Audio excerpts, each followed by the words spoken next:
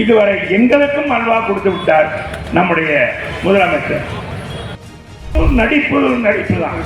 காலையில இருந்தா ஒரு ஷூட்டிங், மாலையில ஒரு ஷூட்டிங்.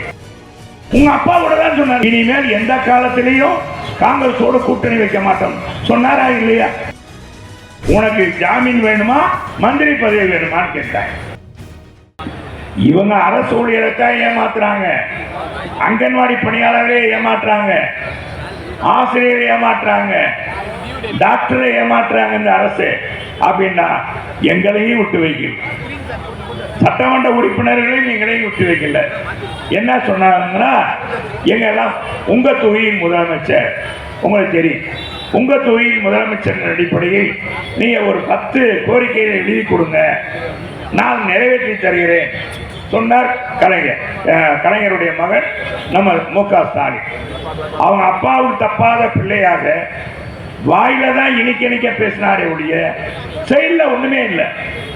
இதுவரை எங்களுக்கும் அல்வா கொடுத்து விட்டார் நம்முடைய முதலமைச்சர். இந்த தொகுதியில் இருக்கிற பிரச்சனைகள், இந்த பகுதியில சாக்கடை நிரம்பி போகிறது, இதுக்கெல்லாம் ஒரு பெரிய 5 வார்டு 6 வார்டுக்கு ஒரு இடத்துல நம்ம மிகப்பெரிய இந்த கழிவுநீர் அகற்றுகின்ற ஒரு மிஷின் அமைக்க வேண்டும். அந்த ஒரு தொட்டி அமைத்து அது வெல் மூலமாக அதை உருவாக்கி கலெக்ட் பண்ணி அதை ராட்சச மோட்டர் மூலமாக வெளியே கொண்டு வரணும் ஒரு திட்டம் கொடுத்தோம். மேற்கு தொகுதியில் ஒரு தொகுதிக்கு ஒரு விளையாட்டு திட்டம் அதையும் எழுதி கொடுத்தோம்.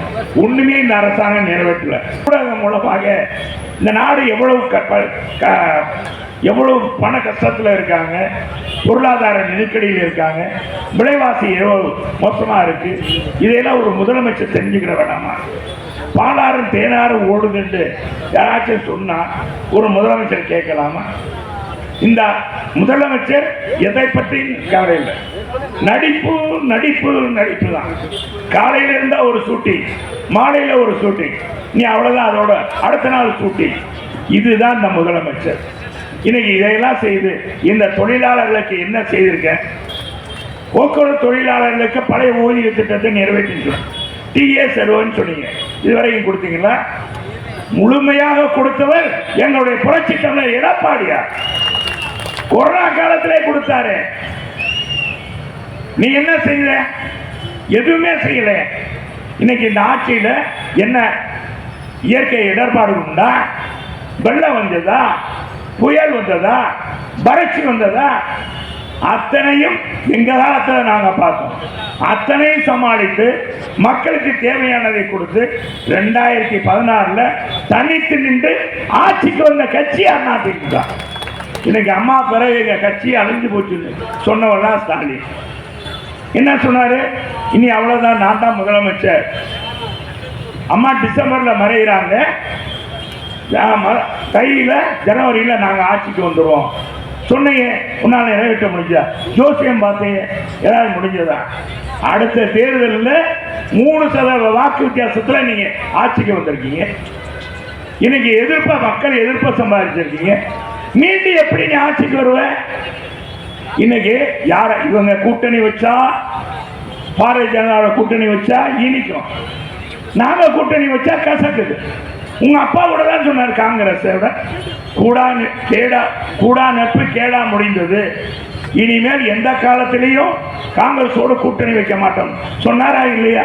நீங்களே பேசுனீங்களே, காங்கிரஸோடு கூட்டணி வைத்தால் திராவிட முன்னேற்ற கழகம் அந்த மேடையில் ஏறி நான் பேசவே மாட்டேன், வாக்கு கேட்கவே மாட்டேன் சொன்னதானே இன்னைக்கு இருக்கிற முதலமைச்சர். இன்னைக்கு வாய்களையே பேசுறார் சட்டமன்றத்தில், அது இதுன்னு சொல்றார். திராவிட இயக்கத்தை உருவாக்கிய முதல்வர் பி.டி. ராஜன் அவர்கள் நீதி கட்சி தொடங்க, அந்த பி.டி. ராஜன் குடும்பத்தினுடைய அந்த அவங்களுடைய பழிச்சொல்லுக்கு நிச்சயமாக அவங்களுடைய இதுக்கு திமுக குடும்பம், ஸ்டாலின் குடும்பம் நிச்சயமாக பதில் சொல்லியே தீரும். அந்த அளவுக்கு அசிங்கப்படுத்திட்டாங்க. காரணம் உண்மையை சொன்னதுக்காக. மதுரை மண்ணில் பிறந்தா நம்ம அதைத்தானப்பா சொல்லுவோம். என்னம்மா சொல்லுவீங்களா இல்லையா? ஏதாச்சும் தப்புன்னா தப்புன்னு சொல்லிட்டு போயிடுவோம், யதார்த்தமா சொல்லிட்டு போவோம். அது தப்புன்னு அவர் சொன்னார், ஆடியோவில் சொல்லிவிட்டார். அதுக்காக இந்த தண்டனையா வைத்துக்கொண்டு முதல் ஆண்டு நிதிநிலை அறிக்கையில் பிடிஆர் பழனிவேல்ராஜனை ஆகா நம்ம முதலமைச்சர் புகழ்ந்த பார்த்தீங்கன்னா வானலாவா புகழ்ந்தார். அடுத்த நிதி நிலை அறிக்கைக்கு அவரே இல்லை, மாத்திட்டாங்க. எங்கேயோ ஒரு துறையில கொண்டு போய் போட்டிருக்காங்க. இன்னைக்கு பார்த்தீங்கன்னா அந்த திமுக அமைச்சரவையில் அத்தனை பேரும் ஜாமீன் பெற்றவங்க, எல்லாம் ஜாமீன் அமைச்சரா இருக்காங்க. இவங்களை வச்சுக்கிட்டு நாங்க 234 தொகுதியில் வருவோம்னு சொன்னா இது மாதிரி ஒரு கேளப்பையில நம்ம பார்த்துக்கோமா? நம்ம சொல்லுவாங்க இல்லை எப்ப கேளப்பையிலையும் கேளப்பையிலா இருக்காங்க, கூமுட்ட பயிலா இருக்கானா? என்னையா அந்த ஆட்சியில உன் அமைச்சரே இன்னைக்கு வாய்தா வாங்குற அமைச்சர் 1-2 அமைச்சர்களை தவிர அத்தனை அமைச்சர்களுமே இன்னைக்கு பார்த்தீங்கன்னா ஜாமீன் பெற்றிருக்காங்க. எதுக்காக? எல்லாமே பார்த்தீங்கன்னா தொழிலாளர்களே நீங்க நல்லா புரிஞ்சுக்கணும். எதுக்காக? பூரா கரப்ஷன் கலெக்ஷன்.